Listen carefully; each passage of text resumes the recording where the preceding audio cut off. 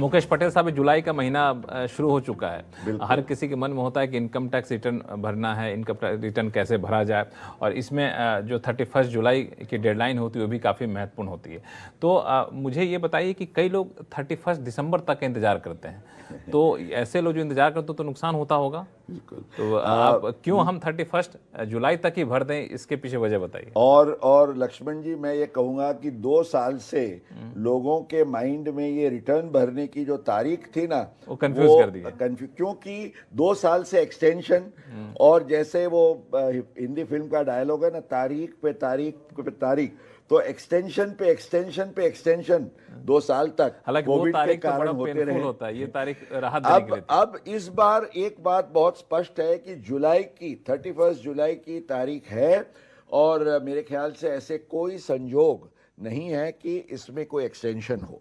अब आपने जैसे बताया 31 दिसंबर is the latest date to file your tax return, पर इसका मतलब ये नहीं है आप 31 दिसंबर तक फाइल कर सकते हैं, पर 31 जुलाई का आपका ड्यू रिटर्न है, और आप अगर चूके तो 3 चीजें हो सकती है जो आपको महंगी पड़ सकती है। 3 चीजें हो सकती 3 चीजें।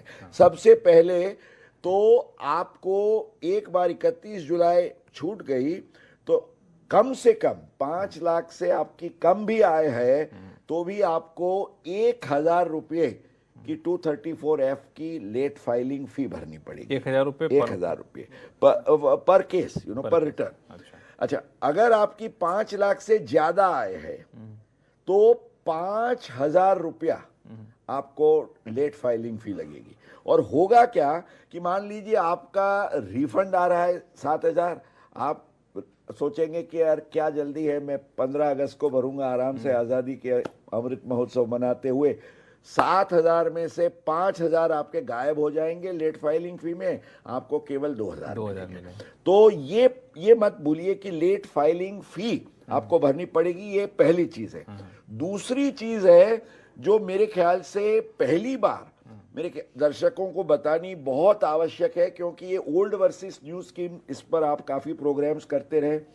अब कई टैक्स पेयर्स नई स्कीम को प्रिफर करना चाहते हैं, क्योंकि समझिए 15 लाख का आपका टोटल इनकम है, तो नई स्कीम में आपका टैक्स बनता है 1,95,000, और पुरानी स्कीम में होगा 2,73,000, तो 78,000 रुपये का फर्क पड़ता है।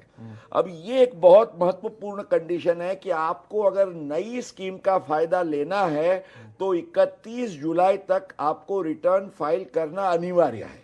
अब कई लोगों को ये पता ही नहीं है, उन्होंने पूरे साल का प्लानिंग किया होगा कि भाई हम नई स्कीम में जाएंगे।